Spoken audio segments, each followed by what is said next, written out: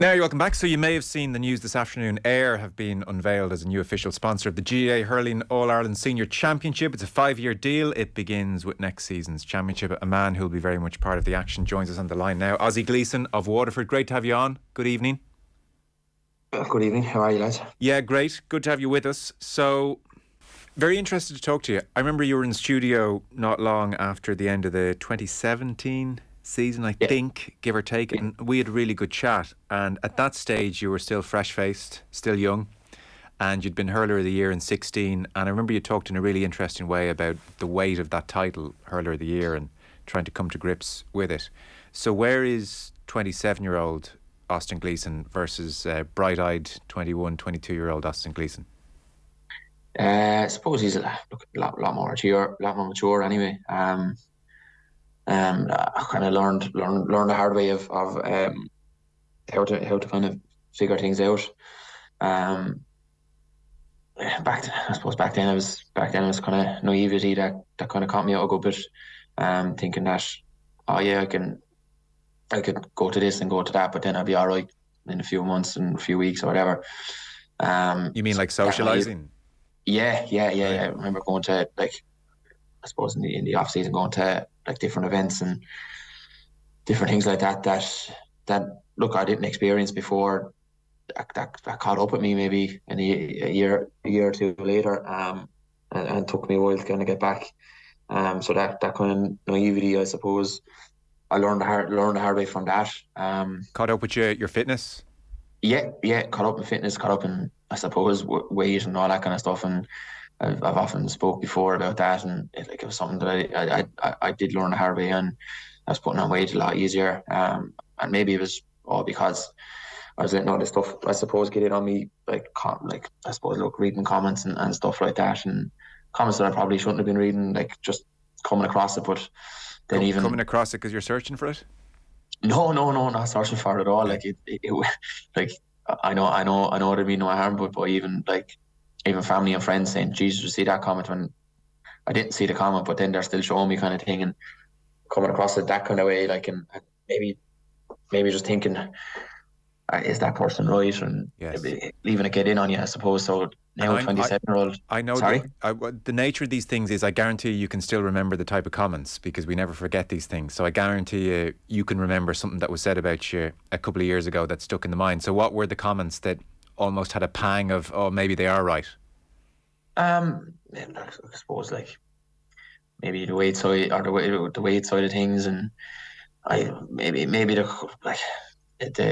way I play on the edge, I suppose, and maybe a few sending offs and all that kind of stuff. Like, there was a good few of them kind of shown to me without me even seeing them, like, and I suppose nowadays that was 22, 23, 24-year-old Austin, but now 27-year-old, if anyone even tries to, I suppose, show me a few different comments or anything like that, I'm saying I feel like I'm mature enough to say, look, I don't want to see him. I don't care. I don't really care what people think anymore. I have a small circle of people that I trust, and a small circle of people that I'm willing to trust, and who I can reach out to, and who I openly talk to, like, and I know they have my back as much as I have their back, and that's kind of the main thing that I've learned over a few years, that you keep your circle small. Don't open it up to a lot of people that only kind of want you for the success and stuff like that,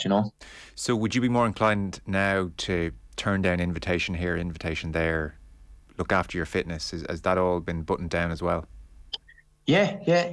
I've openly kind of turned down a few things, and I suppose in recent years, I suppose last year or two, kind of made sure that I was always on the right side of the fitness side of things. Like, obviously in the off season, having, I suppose, days out and group days out and club days out and stuff like that, go to them, no problem. But I wouldn't really kind of be doing the dog on it as much as I would have when I was younger, really.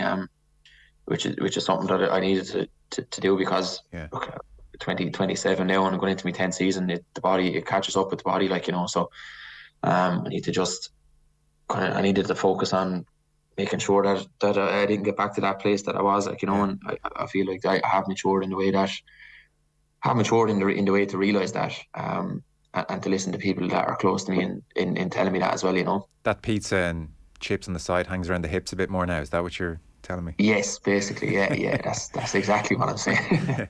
When you say you keep your circle small now, so I presume there are people you trust and you can seek their advice on how your hurling is. How am I playing? What are you seeing in my game? Who are some of those people, or do you talk about hurling with people? Yeah, look, to be honest, those people I don't really talk too much hurling. Right. Too much about hurling to them, like that, and I think that's a. But if I needed to, I know I could reach out to them, but just this small kind of group of friends, like really, some club friends, some childhood friends, and some inter-county friends, like, and then family then as well, like, and. Okay, so it doesn't have to be like an All-Ireland winning legend that you go and seek out. It can just be those more immediate people. No, not at all, not at all. And like, you trust their take on how you're playing? Yeah, I would, yeah, I would. Like, again, I wouldn't openly go, or like I wouldn't overly go to him. I suppose, and talk hurling to him. It's more so outside the hurling thing that I prefer talking to him too, because it gets released from talking about hurling to everyone, Yeah. Sometimes sometimes hurling is over talked, and then you kind of not get bored of hurling, but you kind of like. You're kind of like, oh, I just need a break from it kind of thing. So going to them people and just talking about quite literally anything else, no matter what it is, it kind of just gives you that bit of release, which is a good, like, and even if it's an hour, just sit down and have a coffee and you don't even talk about hurling, you talk about anything, the World Cup, soccer, Premier League, anything at all like that. Like it's just that bit of relief, which is good. Because you're one of those players, and there are some of them around the country, because of what you've done in the past, because of the skills that you have, because of the way you can influence a game when a game goes your way. You're one of those players that after a Waterford game, even we do it here on the radio, you'll be delighted to hear. You're one of those players that will say, and how did Gleeson go? The same way, like after a Galway game for years, and how was Canning? And so you have that microscope, whether you like it or not. And it's never really left you, even from 2016. After every Waterford game, I'm sure you hear it even local radio, local press. Gleeson was quiet today. That kind of stuff. And, well, I don't know. I sense from you that's sitting a little easier on your shoulders in so much as you can keep it at bay. Yeah, definitely. Again, like a few years ago, maybe I would have let that kind of sink in, but nowadays I'm not really, to be honest with you. I know myself if I have a good or a bad game, I'm probably my biggest critic, and on the field, even if I have a good game, I still always notice the bad wide or a block or a hook that I should have got, or a tackle I should have got, or a pass that I should have gave. Like, I'm definitely my biggest critic. Like, and I don't need other people telling me if I was good, bad, or indifferent, and that's kind of something that I look, again, I learned the hard way. Instead of seeing things and hearing things, you just talk to the people in that circle. You talk to the management and you talk to the players that you play with. Like, they're the ones that are fighting with you. And look, at the end of the day, they're the opinions you kind of have to take most, because they're in the fire line with you, But yeah, I don't really go looking for anything, and I'm after learning to kind of pawn off the people that are trying to talk to me about, oh, you weren't great today or something like that. You just say, yeah, but look, we got the win, or like there's 14 other players in the field and that kind of stuff. I'm after learning to kind of just pawn it off as the conversation goes on a lot quicker than I used to, Yeah, it's kind of hard to imagine a stranger coming up and telling you weren't that good today, but this is your world, I suppose. It happens. I'm sure it does. I'm sure it does.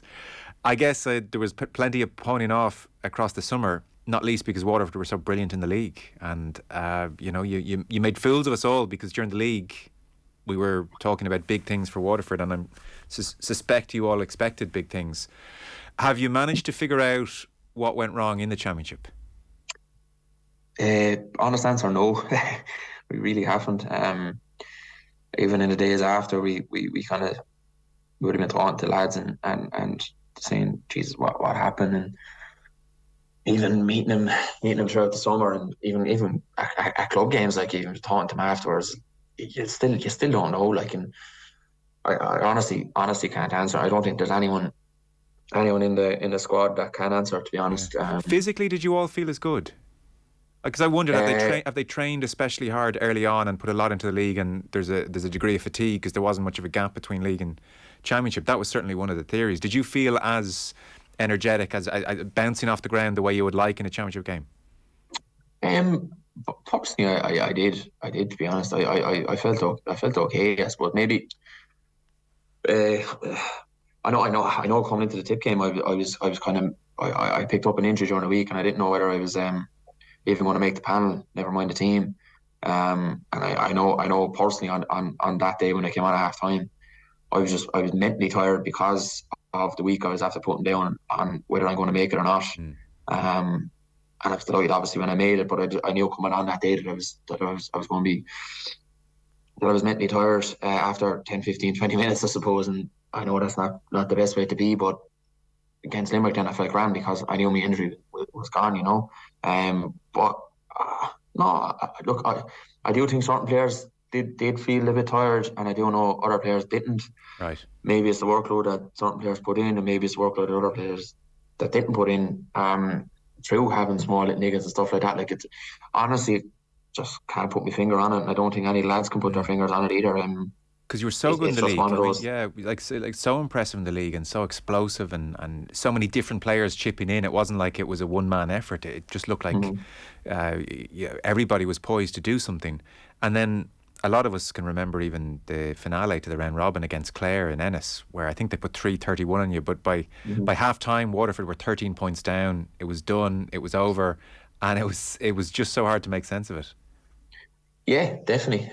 That day out in Clare, I know we made a good few changes and we lost. I went back centre back and Tyke actually went full back and we lost Tyke after about 3 or 4 minutes to a calf injury. I don't know. I don't know. It was just one of those again, just one of those days up in Clare. We seem to have them up in Clare. I remember the first year the round robin we played in first round up there as well, and I think we lost 6 players by half time, one sending off, and I think we had 4 injuries, 4 or 5 injuries by half time. I just don't think Waterford travelled to Clare very well. I've played up there now. I think 7 or 8 times. I've never won up there, you know. And Right.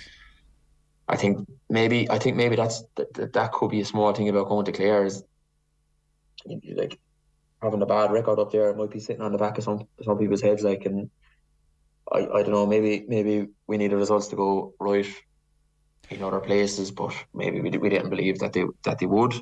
I think we were just defeated going up there. To be honest with you, Yeah. I thought I think going into the Cork game, I still felt we were in an okay position. Then Cork came down and just tore into us and tore past us really, and that was it. I think that gave us. I do think that gave us a small bit of a shock. And it was a quick turnaround within a week. Then losing a few players in the Cork game, Yeah. and then losing Tyg earlier on. I think it all just kind of came to a head. Then I suppose I'm up in Ennis. Well, it's a sprint then, isn't it? It must feel like you're just recovering from one game straight into the next and barely time to breathe or take a broader Yeah, assessment of yeah. what's going on. Discipline, a feature for you this year, much talked about. I suspect you've been asked about it today in your various interviews. To jog people's memory, there was the red card at Nolan Park against Wexford Yeah. ahead of the league final, so you missed the league. Simon Donoghue gives you a bit of a nudge towards the hoardings, little flick of your hurl, and then you strike back minimally enough, but enough to get a red, and you miss the Division 1 final. Give me your thoughts after that day. Yeah, look, disappointed myself. Disappointed that I let the lads down. Disappointed I let the management down. I suppose we were a good bit ahead, and there's no need to kind of even. Look, I didn't mean to connect with him there. That's been honest. I know Simon. I went to college with Simon. Like, and there was a bit of chat between the two of us. Like, even throughout the game. Like, and it was just I don't know what came through my head, to be honest with you. It was just didn't mean to hit him or hit him anyway. That's one short thing. Mm. I know it was minimal, but still, it was a red card. You Yeah. know. I have no problem admitting that. But even the day after, um, there was talks about an appeal, and we done a recovery session the day after. I remember going to management not to appeal it. There were too much. I suppose maybe media attention or too much distraction within the camp. So we just agreed to not even try appeal it. But that's interesting, because 6 days to appear. the read on that from outside, I didn't realise you'd gone to management to say not to appeal it, because the read from the outside was, oh well, this is Liam Callaghan management almost teaching Ozzy Gleeson a lesson. Like, he'll let him sit through the Division 1 final now, and that'll give him something to think about. So it's interesting you were quite happy with that move not to appeal as well. No, I'll be honest. We talked about it Monday. I think it was the Monday evening, or I can't even remember, to be honest, what day it was. But we talked about it, and we kind of, well, it was a mutual thing. I didn't want to appeal it because I didn't want all the distractions for the lads. At the end of the day, I'm only one player of a panel of 35, 36, like, so. Yeah. I knew the next man in it do just as good at his job as I was doing, like, so I didn't want to appeal it that way. The lads just kind of said kind of similar, you know, and look, it was my own fault. Maybe I know the outside perception thought that was a punishment from Liam, saying that we're not going to appeal it, but no, it was 100% mutual. I don't think any of us made the full decision. We came to the decision ourselves, like, and that was it. Yeah. The red against Cork, or the second yellow against Cork, have you ever watched that back on TV as a matter of interest? No, I actually haven't, no. Right, well, here's an interesting thing, because perception is reality as much as anything. So, again, the camera doesn't capture it brilliantly. I'm not even too sure what happened. It's yourself and Robert Downey, and end up in the ground, and you're on a card, and you get another card. But it is very interesting. In the commentary, Brendan Cummins was on with Marty Morrissey, and he says, but this is before you got the card, he says, for once, Austin might be the innocent party here. Yeah. So the perception, I think, is out there, you know, for once Austin might be innocent. And I don't know if he deserved a second yellow for that. I couldn't see the incident very clearly, but that perception's hanging over you now. And that, you know, you get a reputation for getting up early, you sleep in as long as you want. You probably have an uphill battle with referees at the moment. Yeah. Look, I can't argue, or I can't disagree with the comment. Like, at the end of the day, I'm the one that put myself in that position. It's something that I suppose I need to work on.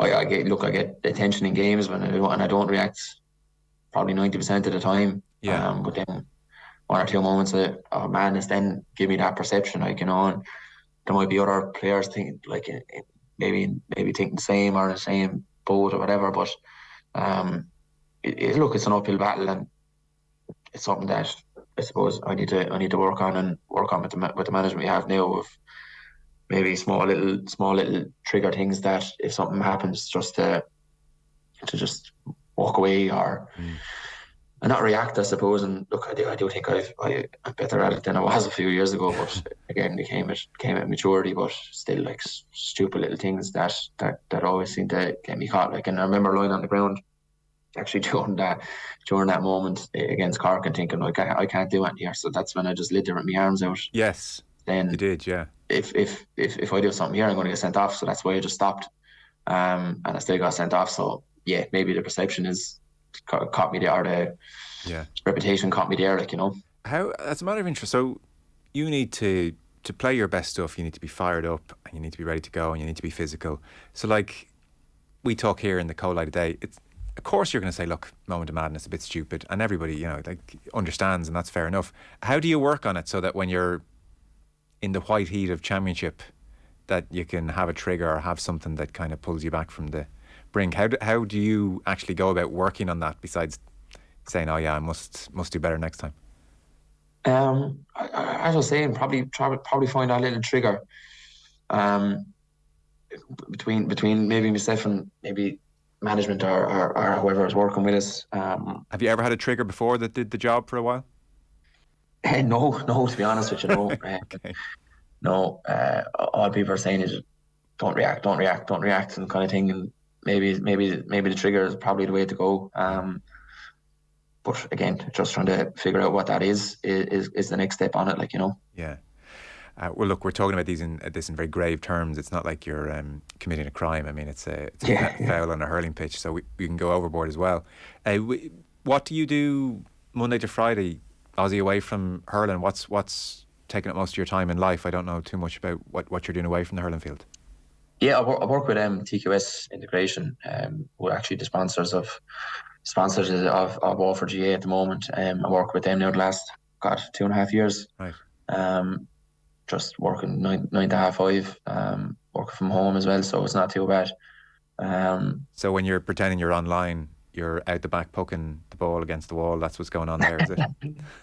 No. See, no, you have to stay online because teams gives up on you every 5 minutes. So you're always online. You're always online. No, I'd look, to be fair, it is a busy. You never really have You might get 20, 30 minutes here every so often, but it's a pretty busy enough job. I work on the support side of things, and there's always new things coming in. So I have a team there working with people around the world and working on sites around the world. So it's constantly busy, really. Every kind of day, really. There's new clients coming in. Cognizant of actually taken over the TQS as they bought them out, I suppose, and there's new clients coming in with them, and there's a new kind of cutover coming in January. So yeah, things are just looking up for the company. Really, it's going to get busier and busier. So it's a good company and a good job to be in, you know. Great, brilliant. So at least then with global clients, they're not asking you what happened against Clare yesterday when you're talking to them, which is that's it exactly, which is a good thing. I try to explain to a few people on my team. I work with a lad from Spain, a lad from England, a lad from America, and then we have a couple of Indian colleagues as well. And trying to explain to them what the game is it takes up some time, really, some meetings when we're having team meetings. So it's very good. It's a good crack. I was talking to somebody who was holding your hurl, and they told me it was particularly heavy. Now, is that them, or is it particularly heavy? No, it's particularly heavy. Yeah. Even today, now talking to a few of the lads here, like they were like, Jesus, the weight and Hurley kind of thing. And I'm openly known in lads in Waterford to have a heavy Hurley, and like to be some lads pick up my Hurley in the dressing room, just put it down straight away. They won't even hold it. I just always used the heavy Hurley. Like remember when I used to play on goal, like, and when I was a teenager, like I just always had a heavy goalkeeper Hurley, and I think I ended up just coming out feeling having a heavy goalkeeper's Hurley then, yeah. Right. And beyond personal preference, does it make any great difference? Can you strike the sliotar further with a heavier hurl, or do you know why you like it, or it's just always been that way? Don't think about it too much. Yeah, I don't really think about it too much now. I've always had a heavy enough Hurley now, to be honest. But look, if I had no Hurleys with me and someone threw me in something else, I'd use it. Like Hurleys wouldn't be a massive thing to me. Like I wouldn't even. You're not one of those lads who that weigh the Hurleys and everything like that. Like I wouldn't weigh my Hurleys at all now or anything like that. Like I'm just gonna, if I'm giving Hurleys, I'm like, yeah, they're grand, perfect, yeah. No matter, grip them up. Grand. You're not one of those that says, oh, this hurl's a gram lighter than it needs to be for me to perform to my optimum. You're a bit more. No, I won't be like that at all now. I didn't realise you played in goal. That's just about the most insane position in world sport to play in hurling. Yeah, I played on goal. Jesus, I played on goal for Waterford for Tony Forrest 15 and 16. I came out field then under 17. Yeah, I came out field under 17 then. Yeah, and just kind of took off a small bit then. Really, like kind of I stretched kind of. I was a chubby enough little child, so stretched and kind of lost a bit of weight, and I was able to, I suppose, get around the field a bit easier and kind of just took off a small bit from there. Yeah. Okay. Tough position to play. I mean, geez, I don't know. You probably have better insight. How, when balls are flying at any parts of your body, that you're just not in the crouching position is beyond me when it comes to keepers.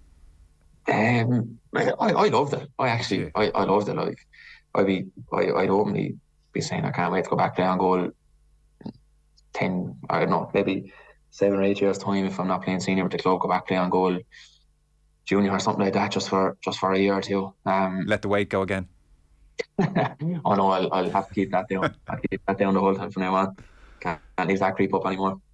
No, I loved it. I just loved hitting the ball as hard as long as I possibly could. But those days are gone now. You have to find your cornerback.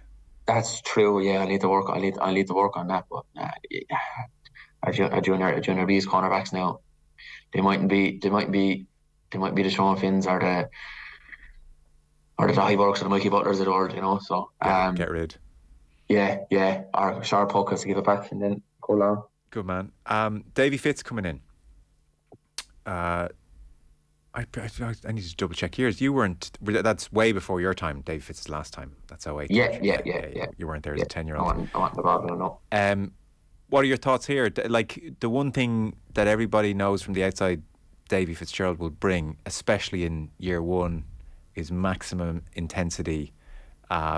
Burn brightly. He hasn't had a long-term tenure, but it's going to be, however long it lasts, it's going to be full on. So I would think you're anticipating that.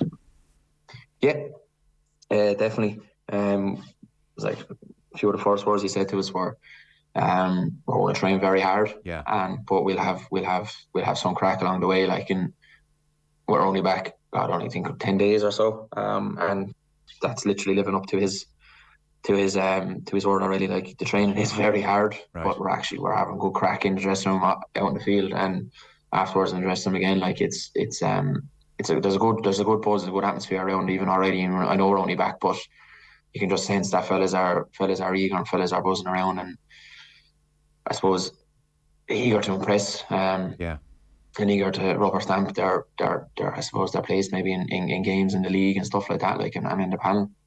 Well, listen, thank you so much for the time.